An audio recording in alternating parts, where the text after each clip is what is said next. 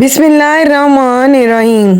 اللہ تبارک و تعالیٰ کے نام سے شروع جو بڑا مہربان اور نہایت رحم فرمانے والا ہے۔ ناظرین، رحمت للعالمین حضرت محمد صلی اللہ علیہ وآلہ وسلم کی ولادت سے قبل دنیا میں ہر طرف ظلم و ستم، جبر و تشدد اور بربریت تھی۔ کفر اور جہالت کی تاریکی نے انسانیت کو چاروں طرف سے گھیر رکھا تھا۔ شراب نوشی، زنا کاری، لڑکیوں کو زندہ دفن کرنے کا رواج، غلامی، لوٹ مار اور قتل و غارت نے انسانیت کا گلا گھونٹ دیا تھا۔ اس وقت دنیا کی سپر پاور یعنی کہ روم اور فارس میں حالت یہ تھی کہ حکمراں اور بادشاہ عوام کی خون پسینے کی کمائی سے عیاشی کرتے اور عوام کے ساتھ جانوروں سے بھی بدتر سلوک کیا جاتا تھا۔ بت پرستی اور مورتیوں کی پوجا حکومت کا قانون بن چکا تھا، لیکن کفر کے یہ بادل اب بہت ہی جلد چھٹنے والے تھے۔ عام الفیل یعنی کہ حضور کی پیدائش کا سال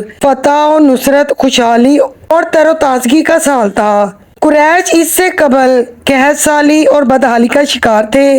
آپ کی ولادت کی برکت سے اس سال اللہ تبارک و تعالیٰ نے بنجر زمینوں کو شادابی اور ہریالی عطا فرمائی اور سوکھے درختوں اور مردہ شاخوں کو ہرا بھرا کر کے پھلوں سے لاد دیا۔ اہل قریش اس طرح ہر طرف سے برکت اور خیر آنے سے خوشحال ہو گئے۔ راویوں نے ذکر کیا ہے کہ جب سیدہ آمنہ رضی اللہ تعالیٰ عنہا حاملہ ہوئی تو جب نور محمدی آپ کی شکم میں آیا، اس زمانے میں بے شمار معجزات اور عجائبات ظاہر ہوئے۔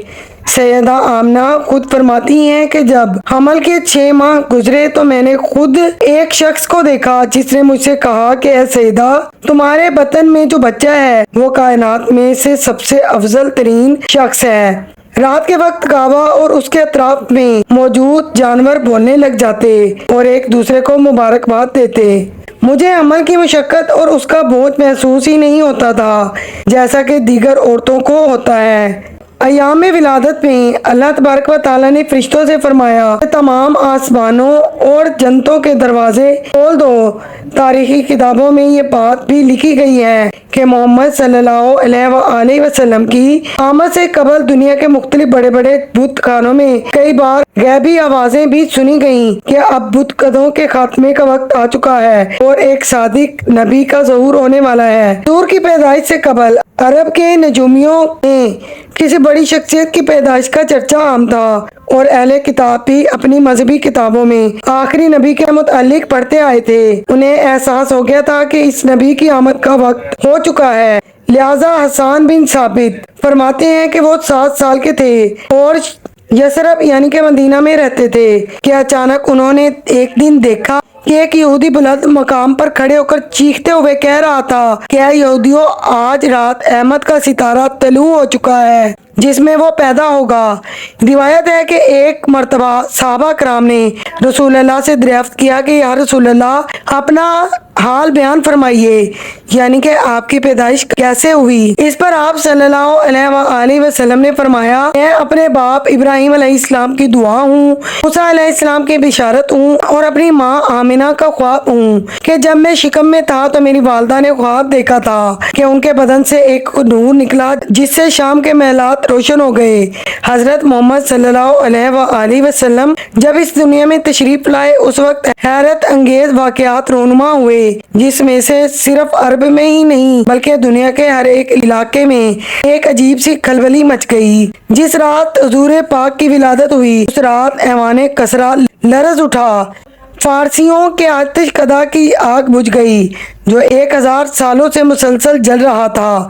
آتش پرست اس آگ کی پوجا کیا کرتے تھے۔ اس رات ستارے بالکل قریب آ گئے، لہذا حضرت عثمان بن ابی العاص سے روایت ہے کہ میری والدہ نے بتایا کہ میں اس رات سیدہ آمنہ کے پاس تھی جس رات حضرت محمد صلی اللہ علیہ وآلہ وسلم کی ولادت ہوئی۔ میں گھر میں ہر طرف روشنی اور نور پاتی اور محسوس کرتی تھی کہ ستارے قریب سے قریب تر ہوتے جا رہے تھے، یہاں تک کہ مجھے گمان ہوا کہ یہ ستارے کہیں میرے اوپر نہ گر جائیں۔ روایت ہے کہ جب حضور کی ولادت ہوئی اس وقت روئے زمین پر موجود تمام بڑے بڑے بت منہ کے بل زمین پر گر پڑے۔ यहाँ तक कि काबा और अतराफ में मौजूद तमाम बुत औंधे मुंह गिर पड़े और इस मंजर को जनाबे अब्दुल मुत्तलिब ने अपनी आंखों से देखा। उस वक्त कोई ऐसा बादशाह नहीं था जिसका ताज न कांप उठा हो, उसके सर से गिर न गया हो। इस रात मक्का से एक रोशनी निकलकर मशरिक से मगरिब तक फैल गई। फरिश्तों ने ऊंची आवाजों में ऐलान किया, जबरील अलैहिस्सलाम बिशारत लाए। अर्श खुशी से झूम उठा, ऊरें अपने महलात से निकलकर अतर निछावर करने लगी। रज़वान को हुक्म दिया गया कि जन्नत को सजा दिया जाए। सैयदा आमना के घर अदन से परिंदे भेजे गए जिन्होंने अपनी चोंचों के जरिए मोतियां बिखेर दी। सैयदा आमना के इर्द गिर्द फरिश्तों ने घेरा बना लिया, अपने परों को खोल दिया। हुजूर इस दुनिया में इस तरह तशरीफ लाए कि आप मुस्कुरा रहे थे और फिर सजदे की हालत में थे। आपकी उंगली आसमान की तरफ उठी हुई थी, गोया आप खुदा की वहदानियत की शहादत का ऐलान कर रहे थे। हजूर के जिस्म मुबारक से कस्तूरी की खुशबू भी आ रही थी। आप खतना शुदा थे और दोनों कंधों के दरमियान एक मोहर का निशान भी था। हजूर का चेहरा अनवर 14वीं के चांद की तरह चमक रहा था। आंखें सुरमंगी थी, गोया इसमें जैसे सुरमा लगाया हो। वलादत के बाद सैयदा आमना ने नबी पाक सल्लल्लाहु अलैहि वसल्लम के दादा हजरत अब्दुल मुत्तलिब को पोते की पैदाइश की खबर सुनाई तो वो खुशी खुशी पोते को देखने आए और खाना काबा ले जाकर हजूर के लिए दुआएं करते रहे और अल्लाह तबारक व तआला का शुक्र भी अदा करते रहे।